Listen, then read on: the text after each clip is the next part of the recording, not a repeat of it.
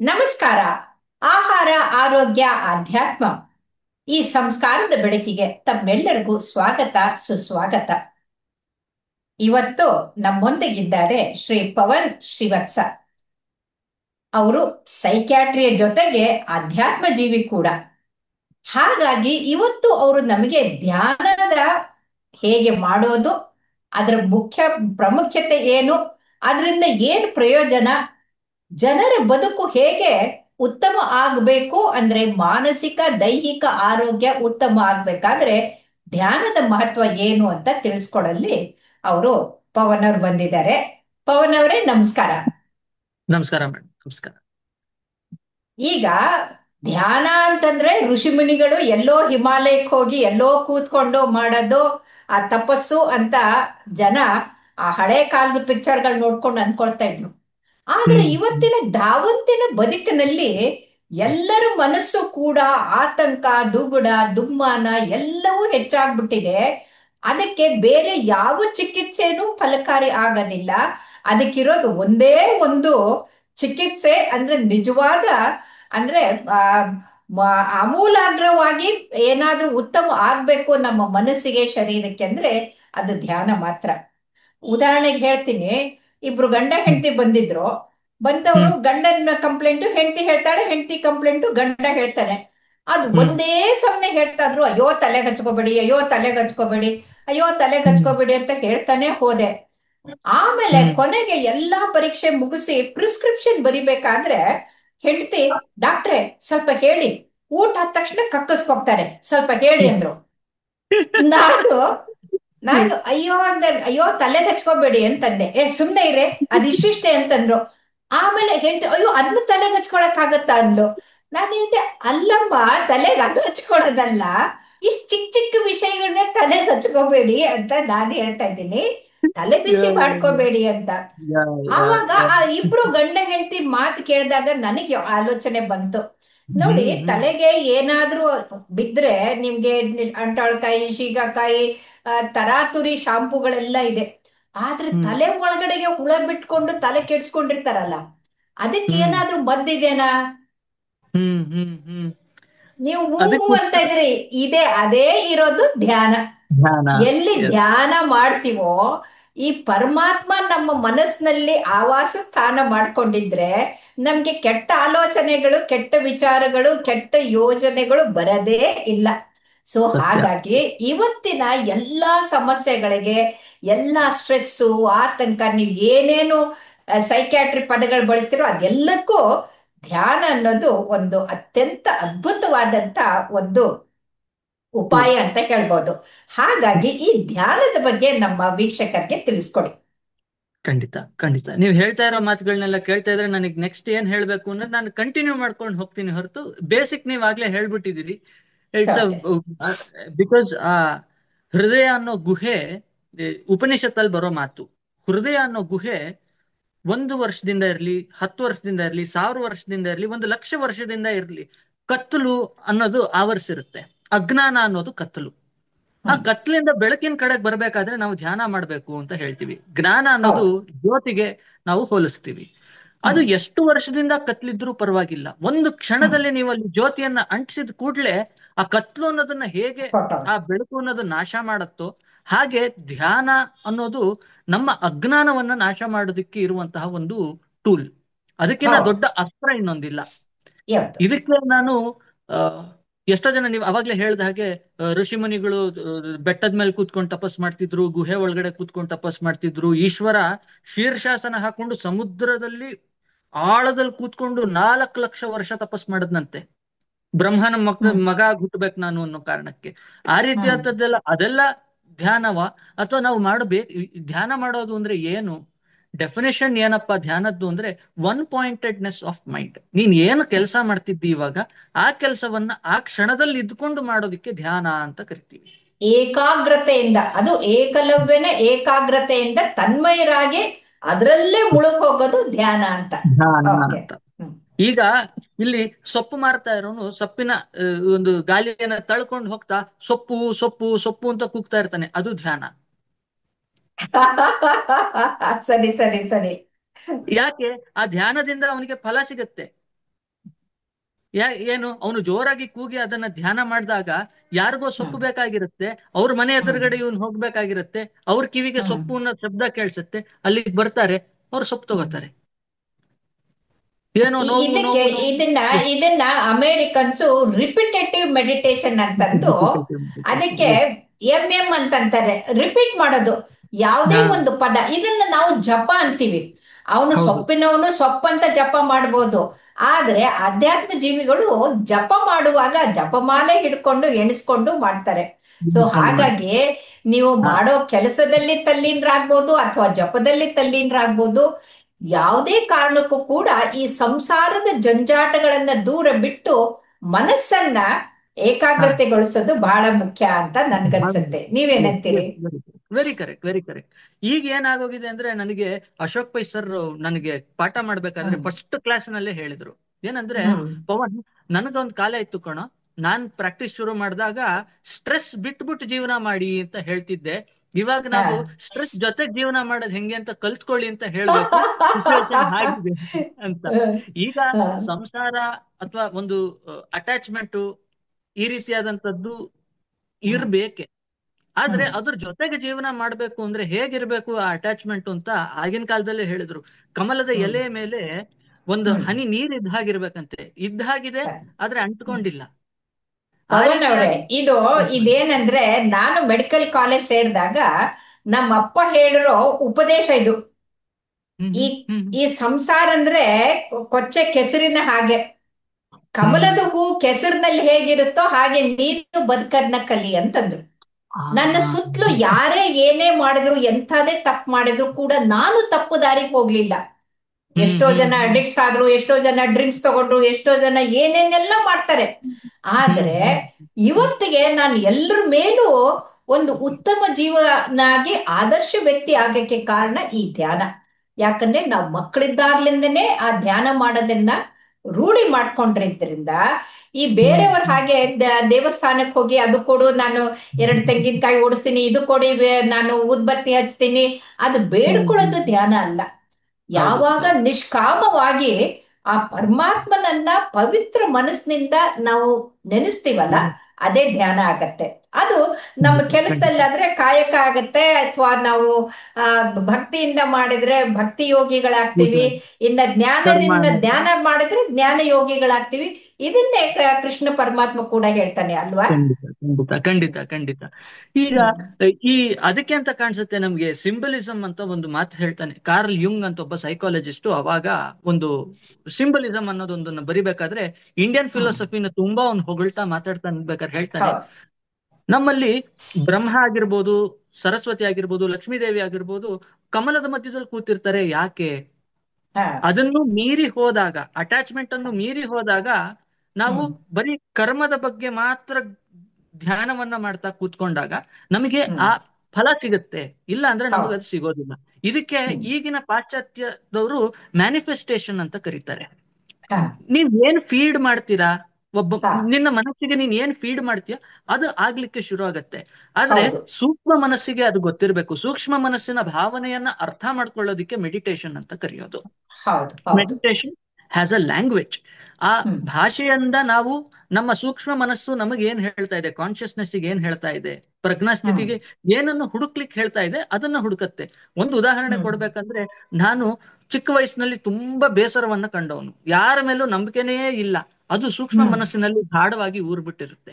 ಹ್ಮ್ ಅದೇ ಹ್ಮ್ ಈಗ ನನ್ನ ಪರ್ಸನಾಲಿಟಿ ಡೆವಲಪ್ ಆಗಿದೆ, ನಾನೊಬ್ಬ ಟೀನೇಜರ್ ಆಗಿದ್ದೀನಿ, ಅಥವಾ ನಾನು ಹ್ಮ್ ಇವಾಗ ಒಂದು 23-24 ವರ್ಷ, ಈಗ ಮದುವೆ ವಯಸ್ಸು ಬಂದಿದೆ ನನಗೆ ಅಂದ್ರೆ, ನನ್ನ ಸೂಕ್ಷ್ಮ ಮನಸ್ಸು ಏನ್ ತಳ್ತಾ ಇರುತ್ತೆ ನನ್ನ ಕಾನ್ಶಿಯಸ್ನೆಸ್ಗೆ ಅಂದ್ರೆ, ನೀನು ಹ್ಮ್ ಅಪನಂಬಿಕೆಯನ್ನ ಹೊಂದಿರುವಂತ ವಸ್ತುಗಳನ್ನ ಮಾತ್ರ ನೋಡು, ಜನರನ್ನ ಮಾತ್ರ ನೋಡು, ಅಥವಾ ಆ ಕಾರಣಗಳನ್ನ ಮಾತ್ರ ನೋಡು. ಯಾರನ್ನು ಹ್ಮ್ ನೋಡಿದ್ರು ನಂಬಿಕೆ ಬರೋದಿಲ್ಲ. ಇನ್ ಕೆಲವರು ಎಲ್ಲರನ್ನು ನಂಬುವಂತ ಸೂಕ್ಷ್ಮ ಮನಸ್ಸು ಹೇಳ್ತಾ ಇರುತ್ತೆ, ಅವರು ಹ್ಮ್ ಎಲ್ಲರನ್ನೂ ನಂಬಿ ಮೋಸ ಹೋಗುವಂತ ಅಲ್ಲ, ಸಾಧ್ಯತೆಗಳಿರ್ತವೆ. ಇದು ಯಾಕೆ ಅಂತಂದ್ರೆ ಹ. ನಮ್ಮ ಭಾರತೀಯ ಸಂಸ್ಕೃತಿ ಪ್ರಕಾರ ಆ ಪರಮಾತ್ಮನ ಅಂಶ ಪ್ರತಿಯೊಬ್ಬರಲ್ಲೂ ಇದೆ. ಹ್ಮ್ ಸೊ ಹ್ಮ್ ಹ್ಮ್ ಪ್ರತಿಯೊಬ್ಬರಲ್ಲೂ ಪರಮಾತ್ಮನ ಅಂಶ ಜೀವಾತ್ಮ ಇರೋದ್ರಿಂದ ಎಲ್ಲರನ್ನೂ ಹ್ಮ್ ಪರಮಾತ್ಮನ ಸ್ವರೂಪ ಅಂತ ನಂಬಬೇಕು ಅಂತ. ಹಾಗಾಗಿ ಖಂಡಿತ. ಬಸವಣ್ಣನವರ ಮನೆಗೆ ಕಳ್ಳ ಬಂದ್ರೆ ಅವ್ರ ಹೆಂಡತಿಗೆ ಹೇಳ್ತಾರೆ ಕಿವಿದಿನ ತೆಗೆದುಕೊಡು ಅಂತ. ಅವನು ಕಲ್ ಹ್ಮ್ ಕಟ್ಕೊಂಡ್ ಬಂದಿರ್ತಾನೆ, ಆ ಕಲ್ಲು ಹ್ಮ್ ಲಿಂಗ ಅಂತ ಹಾ ಅಂದ್ರೆ ಆ ಕಲ್ಲಲ್ಲೂ ದೇವರನ್ನ ಕಾಣೋದು, ಇವಂಥ ಕಳ್ಳನಲ್ಲೂ ದೇವರನ್ನ ಕಾಣುವಂಥದ್ದು ಇದೆ ಅಲ್ಲ ಇದು. ಅದು ಅತ್ಯಂತ ವಿಕಸಿತ ವ್ಯಕ್ತಿಗಳೇ ಎಲ್ಲಿ ಪ್ರತಿಯೊಂದರಲ್ಲೂ ಪರಮಾತ್ಮನನ್ನ ಕಾಣುವಂಥ ಸ್ವರೂಪಿಗಳಾಗಿರ್ತಾರಲ್ಲ, ಅವರಿಂದ ಮಾತ್ರ ಸಾಧ್ಯ ಅಂತ ಹೇಳ್ಬೋದು ನಾವು. ಖಂಡಿತ ಖಂಡಿತ. ಇದನ್ನ ಮ್ಯಾಸ್ಲೋ ಅಂತ ಒಬ್ಬ ಸೈಕಾಲಜಿಸ್ಟ್ ಇದ್ದಾನೆ.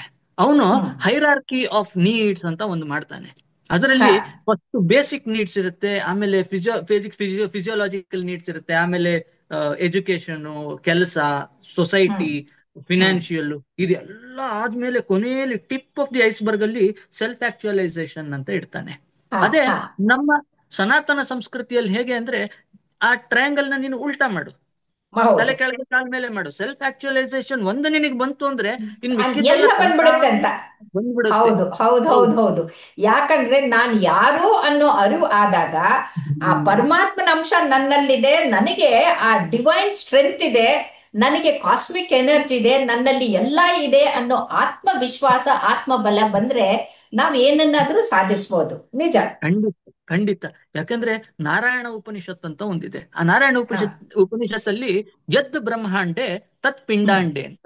ಹೌದು ಹೌದು ಯತ್ ಹೌದು ಹೌದು. ಪಿಂಡಾಂಡೆ ತತ್ ಬ್ರಹ್ಮಾಂಡೆ. ತತ್ ಬ್ರಹ್ಮಾಂಡೆ ಕರೆಕ್ಟ್. ಹಾ, ಹೌದು ಹೌದು. ಹಾಗೆ ಏನು ಬ್ರಹ್ಮಾಂಡದಲ್ಲಿದೆಯೋ ಅದೆಲ್ಲ ನಿನ್ನೊಳಗೆ ಅಂಶವಾಗಿದೆಯಪ್ಪ. ಈ ದೇಹ ಆಗಿರೋದು ಪಂಚಭೂತಗಳಿಂದ, ಈ ಪ್ರಪಂಚ ಆಗಿರೋದು ಪಂಚಭೂತಗಳಿಂದ.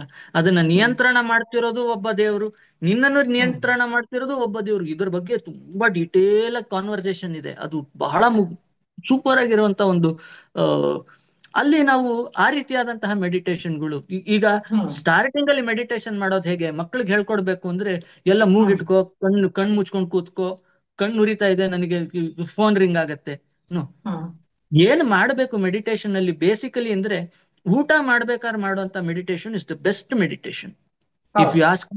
ನಮ್ಮ ಮನೆಯಲ್ಲಿ ಹ್ಮ್. ಕೂಡ ಅದೊಂದು ಸಂಪ್ರದಾಯ ಫಾಲೋ ಮಾಡ್ತೀವಿ. ಏನಂದ್ರೆ, ಊಟ ಮಾಡ್ತಿರ್ಬೇಕಾದ್ರೆ ಅಟ್ಲೀಸ್ಟ್ ನಮ್ಮ ಎಲೆಕ್ಟ್ರಾನಿಕ್ ಗ್ಯಾಜೆಟ್ಸ್ ಎಲ್ಲ ಸೈಡ್ಗೆ ಇಟ್ಟು ಒಂದೊಂದು ಹ್ಮ್. ತುತ್ತು ಅನ್ನ ಸಾರನು, ಅನ್ನ ಹುಳಿನ ಏನೋ ಒಂದು ಕಲಿಸ್ಕೊಂಡು ತಿಂತಿರ್ಬೇಕಾದ್ರೆ ಅದು ಕೈಗೆ ಹೇಗ್ ಫೀಲ್ ಆಗ್ತಿದೆ, ಮೂಗಿಗೆ ಹೇಗೆ ಅದರ ವಾಸನೆ ಬಿಡಿತಾ ಇದೆ, ಹ್ಮ್. ನಾಲ್ಗೆ ಮೇಲೆ ಇಟ್ಟಾಗ ಅದರ ರುಚಿ ಹೇಗಿದೆ, ಪವನ್ ಅದರ ಅವರೇ, ಆಮೇಲೆ ಇದಕ್ಕಿಂತ ಮುಖ್ಯವಾಗಿ ಬಸವಣ್ಣನವರು ಹೇಳ್ತಾರೆ, ಹಾ ಇದು ಪದಾರ್ಥವನ್ನ ಪ್ರಸಾದವನ್ನ ಮಾಡ್ತಾರೆ.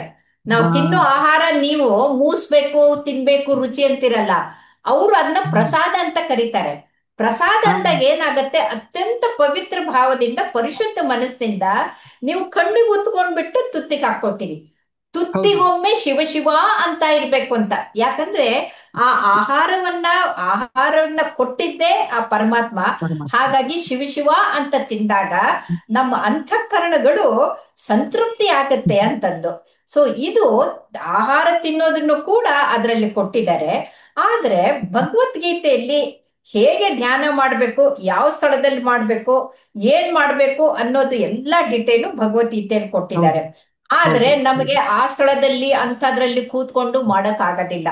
ಆದ್ರೆ ಹ್ಮ್ ಹ್ಮ್ ನಾನೇನು ಹೇಳ್ತೀನಿ ಅಂತಂದ್ರೆ, ನೀವು ಹ್ಮ್ ಒಂದು ಕಡೆ ಕೂತ್ಕೊಂಡು ಧ್ಯಾನ ಮಾಡ್ಕೊಂಡು ಕಣ್ಮುಚ್ಕೊಂಡು ಪದ್ಮಾಸನ ಹಾಕೊಂಡು ಆಗೋದು ಕಷ್ಟ. ನೀವು ಹ್ಮ್ ಕೆಲಸ ಏನ್ ಮಾಡ್ತಾ ಇದ್ದೀರೋ ಅದು ಮಾಡುವಾಗ ಮನಸ್ಸಿನಲ್ಲಿ ನಿರಂತರವಾಗಿ ದೇವರ ನಾಮಸ್ಮರಣೆಯನ್ನ ಮಾಡ್ತಾ ಇದ್ರೆ ನಮ್ಮ ಹ್ಮ್. ಎಫಿಷಿಯನ್ಸಿ ಜಾಸ್ತಿ ಆಗತ್ತೆ, ನಾವು ಮಾಡುವ ಕೆಲಸ ಒಳ್ಳೇದಾಗತ್ತೆ ಅಂತ ನನ್ನ ಅನುಭವ. ನೀವೇನಂತೀರಿ? ಸತ್ಯ ಸತ್ಯ. ಯಾಕಂದ್ರೆ ಒಂದು ದಾಸರ ಪದಗಳು ಬರುತ್ತೆ, ಅದರಲ್ಲಿ ಕೂಡ ಹಾಗೆ ಇರೋದು. ಪರಿ ಪರಿ ಕೆಲಸವು ನಿನ್ನ ಮಹಾಪೂಜೆ ನಿರುತ ಎನಗೆ ಕೊಡು ಪಾಂಡುರಂಗ ಅಂತ ಹೇಳ್ತಾರೆ. ನಾನು ಏನ್ ಹೌದು ಕೆಲಸ ಹೌದು ಮಾಡ್ತಿದ್ದೀನೋ ಅದೆಲ್ಲ ನಿನ್ನ ಪೂಜೆನೆ. ಮತ್ತೆ ಹೌದು ಹೌದು ಇನ್ನೊಂದೇನಪ್ಪಾ ಅಂದ್ರೆ, ದತ್ತಾತ್ರೇಯ ಅಂತ ಒಂದು ಅವತಾರ ಇದೆ ವಿಷ್ಣುವಿದ್ದು. ಹೌದು ಹೌದು ಹೌದು. ಅದರಲ್ಲಿ ಅಷ್ಟಾಂಗ ಯೋಗವನ್ನ ಮೊದಲ ಬಾರಿಗೆ ಆ, ಪ್ರಪಂಚಕ್ಕೆ ಪರಿಚಯ ಮಾಡಿಸ್ಕೊಟ್ಟಿದ್ದವರು. ಅದರಲ್ಲಿ ಯಮ, ಹ್ಮ್. ನಿಯಮ, ಆಸನ, ಪ್ರಾಣಾಯಾಮ, ಪ್ರತ್ಯಾಹಾರ, ಧಾರಣ, ಧ್ಯಾನ ಮತ್ತೆ ಸಮಾಧಿ ಅಷ್ಟಾಂಗ ಹೌದು ಯೋಗದಲ್ಲಿ ಬರುವಂತದ್ದು. ಅದರಲ್ಲಿ ಧ್ಯಾನ ಅಂತ ಬರುತ್ತೆ. ಧ್ಯಾನ ಆದ್ಮೇಲೆ ಹೌದು. ಧಾರಣೆ ಮಾಡ್ಕೊಳ್ಬೇಕು, ಆಮೇಲೆ ಸಮಾಧಿ. ಇದಕ್ಕೆ ಬೇಸಿಕ್ ಬೇಕಾಗಿರೋದು ಏನು ಅಂದ್ರೆ ಯಮ, ನಿಯಮ. ಯಮ ಅಂದ್ರೆ the things which we should avoid, ಯಾವ್ದನ್ನ ನಾವು ಮಾಡಕೂಡ್ದು, ಮಾಡಬಾರ್ದು. ಯಾವುದು ನಮಗೆ ಮಾರಲ್ ಮಾರಲ್ ಇದು ವ್ಯಾಲ್ಯೂಸಿಗೆ ಸೈನ್ಸ್. ವಿರುದ್ಧವಾಗಿ ನಡಿಬಾರ್ದು. ಇನ್ನೊಂದು ನಿಯಮ ಅಂದ್ರೆ rules which we should follow, ಯಾವ್ದನ್ನ ನಾವು ನೈತಿಕ ಮಾಡಿದ್ರೆ ನಮಗೆ ಮೌಲ್ಯಗಳು. ಒಳ್ಳೇದು. ಹೌದು. ಹ್ಮ್. ಇದಾದ್ಮೇಲೆ ಬರೋದು ಆಸನ. ನಾವು ಎಲ್ಲಿ ಹ್ಮ್. ಕೂತ್ಕೊಂಡು ಮಾಡ್ತಿದೀವಿ, ಏನ್ ಕೆಲಸ ಮಾಡ್ತಿದೀವಿ, ನಮಗೆ ನಮ್ಮ ಬಗ್ಗೆ ಇರುವಂತಹ ಪ್ರಜ್ಞೆ. ಈ ಹ್ಮ್. ರೀತಿಯಾಗಿ ಈ ಮೆಡಿಟೇಷನ್ ನಾನು ಇದನ್ನೇ ನಾನು ಹೊರ ದೇಶದಲ್ಲಿರೋರ್ಗು ಕೂಡ ಆನ್ಲೈನ್ ನಲ್ಲಿ ನಾನು ಇದರ ಧ್ಯಾನವನ್ನೆಲ್ಲ ವರ್ಕ್ಶಾಪ್ ಮಾಡುವಾಗ ದೇ ಹೌದು. ಟೋಲ್ಡ್ ಸರ್, ಇಷ್ಟು ಸುಲಭವಾಗಿ ಧ್ಯಾನ ಮಾಡ್ಬೋದು ಅನ್ನೋದು ನನಗೆ ಗೊತ್ತಿರ್ಲಿಲ್ಲ. ನೌ ಹಾ. That I got to know, I can hmm. Focus on my life. ಯಾಕಂದ್ರೆ ಹೌದು ಡಿವೋರ್ಸ್ ಹೌದು ಆಗ್ತಿತ್ತು, ಹೌದು ಅಥವಾ ಹೌದು ಇದು ಹೌದು. ಸಿಂಗಲ್ ಪೇರೆಂಟ್ ಇದ್ರು, ಈ ರೀತಿಯಾದಂತಹ ಮಾನಸಿಕವಾದ ನೀವು ಜಂಜಾಟದಿಂದ ನೀವು ಡೈವೋರ್ಸ್ ಅಂದಿದ್ದಕ್ಕೆ ನೆನಪಾಯ್ತು. ಅಮೆರಿಕಾದ ಒಬ್ಬ ಜಡ್ಜು ಗಂಡ ಹಾ. ಹೆಂಡತಿಗೆ ಡೈವೋರ್ಸ್ ಹಾಕಿದ್ರಂತೆ. ಆವಾಗ ಬರೀ ಜಗಳ, ಇವ್ರು ಅವ್ರಿಗೆ ಎಸೆಯೋದು, ಅವ್ನು ಇವ್ರಿಗೆ ಎಸೆಯೋದು. ಆಗ ಅವ್ರು ಹೇಳಿದ್ರಂತೆ 3 ತಿಂಗಳು ನೀವು ಧ್ಯಾನ ಮೆಡಿಟೇಷನ್ ಮಾಡಿ ಬನ್ನಿ ಅಂತ. ಹ್ಮ್ ಅವ್ರು ಮೂರು ಹ್ಮ್ ತಿಂಗಳು ಮೆಡಿಟೇಷನ್ ಮಾಡಿ ಬರೋ ಹೊತ್ತಿಗೆ ಅವ್ರ ಜಗಳ ಎಲ್ಲ ಹೊಟ್ಟೋಗ್ಬಿಟ್ಟು ಸಾಮರಸ್ಯ ಬಂದಿತ್ತಂತೆ. ಸೊ ಹೌದು. ಹಾಗಾಗಿ ಧ್ಯಾನಕ್ಕೆ ಅಷ್ಟು ಮಹತ್ವ ವಿದೇಶಿಗಳು ಕೂಡ ಕೊಡ್ತಾ ಇದ್ದಾರೆ. ಇದ್ರ ಮೇಲೆ ಹೌದು. ತುಂಬಾ ಪೇಪರ್ಗಳು, ಸ್ಟಡೀಸ್ಗಳು ಎಲ್ಲ ಆಗಿದೆ. ಇದು ಹ್ಮ್ ಧ್ಯಾನ ಅಂತ ಅನ್ನೋದು ಕೇವಲ ಒಂದು ಕಡೆ ಕೂತ್ಕೊಂಡು ಮಾಡೋದಲ್ಲ. ಯಾವಾಗ್ಲೂ ಮನಸ್ಸಿನಲ್ಲಿ ಪರಮಾತ್ಮನನ್ನ ನೆನೆಸ್ಕೊಂಡು ಇದ್ರೆ ನಮ್ಮ ಕ್ಷಮತೆ ಹೆಚ್ಚಾಗತ್ತೆ ಅಂತ. ಇದನ್ನ ವೈಜ್ಞಾನಿಕವಾಗಿ 1993ರಲ್ಲಿ ಹ್ಮ್ ಜಪಾನ್ನವರು ಆ ಹೃದಯ ನಿಷ್ಕ್ರಿಯ ಆಗಿ ಪಂಪಿಂಗ್ ಕೆಪಾಸಿಟಿ ಕೇವಲ 10-15% ಆಗಿತ್ತು. ಆವಾಗ ಎಲ್ಲಾ ಪ್ರಯತ್ನ ಮಾಡಿದ್ರು ಏನೂ ಗೊತ್ತಾಗ್ತಾ ಇಲ್ಲ. ಕೊರೊನರೀಸ್ ನಾರ್ಮಲ್ಲು, ಇದೆಲ್ಲ ನಾರ್ಮಲ್ಲು, ವ್ಯಾಲ್ವ್ಸ್ ನಾರ್ಮಲ್ಲು. ಹಾರ್ಟ್ ಯಾಕೆ ಪಂಪಿಂಗ್ ಕಡಿಮೆ ಆಗಿದೆ ಅಂದ್ರೆ ಅವರ ಮನಸ್ಸಿಗೆ ಆಗ್ತಾ ಇದ್ದಿದ್ದಂತ ತಾಪ, ಅದರಿಂದ ಉತ್ಪತ್ತಿಯಾದಂತ ಕೆಟಕೋಲಮಿನ್ಸು, ಕಾರ್ಟಿಸೋಲು, ಅದರಿಂದ ಕೊರೊನರಿ ಸ್ಪಾಸಮ್ ಹೋಗಿ ಹಾರ್ಟ್ ಪಂಪಿಂಗ್ ಕೆಪಾಸಿಟಿ ಕಡಿಮೆ ಆಗಿತ್ತು. ಆಗ ಅವ್ರು ಏನ್ ಮಾಡಿದ್ರು ಅಂತಂದ್ರೆ ನಮ್ಮ ಭಾರತದ ಮಹೇಶ್ ಯೋಗಿಗಳ ಟ್ರಾನ್ಸೆಂಡೆಂಟಲ್ ಮೆಡಿಟೇಷನ್ ಅನ್ನ ಹೇಳ್ಕೊಟ್ರು. ಓ. ಆ ಹ್ಮ್ ಹ್ಮ್ ಆ ರೋಗಿಗಳಿಗೆ ಟ್ರಾನ್ಸೆಂಡೆಂಟಲ್ ಮೆಡಿಟೇಷನ್ ಹೇಳ್ಕೊಟ್ಟಾಗ ಕೇವಲ 72 ಗಂಟೆ ಅಂದ್ರೆ 3 ದಿನದಲ್ಲೇ ಆ ಪಂಪಿಂಗು 5%, 10%, 15% ಇದ್ದಿದ್ದು 50, 60, 70%ಗೆ ಪಂಪಿಂಗ್ ಶುರು ಆಗ್ಬಿಡ್ತು. ಆವಾಗ ಹ್ಮ್ ಇಡೀ ವಿಶ್ವವೇ ಕಣ್ಣು ಬಿಟ್ಟು ಆಶ್ಚರ್ಯದಿಂದ ನೋಡಿದ್ರು ಈ ಧ್ಯಾನ ಅಂದ್ರೆ ಏನು ಅಂತ. ಆದ್ರಿಂದ ಈ ಯೋಗ ಧ್ಯಾನ ದತ್ತಾತ್ರೇಯ ಜಗತ್ತಿಗೆ ಹೇಳ್ಕೊಟ್ರು. ಆದರೆ ಪ್ರಥಮ ಬಾರಿ ಅದನ್ನ ಹೇಳ್ಕೊಟ್ಟಿದ್ದು ಶಿವ ತನ್ನ ಹೆಂಡತಿಗೆ. ಹಾ. ಅವಳಿಗೆ ಸ್ಮೃತಿ ಹೊಟ್ಟೋಗ್ಬಿಟ್ಟು ಅವಳು ಅಜ್ಞಾನಿ ಆಗಿದ್ದಾಗ ಅವಳಿಗೆ ಹೇಳಿಕೊಟ್ಟಂತ ಶಿವ ಅಷ್ಟಾಂಗ ಯೋಗವನ್ನ ತ್ರಿಮೂರ್ತಿಗಳ ರೂಪವಾದಂತಹ ದತ್ತಾತ್ರೇಯ ಜಗತ್ತಿನ ಜನರಿಗೆ ಹೇಳ್ಕೊಟ್ರು. ಯಾಕಂದ್ರೆ ಹಾ. ಅವರು ಗುರುಕುಲ ಪ್ರಾರಂಭ ಮಾಡಿದವ್ರು ಅವರೇ.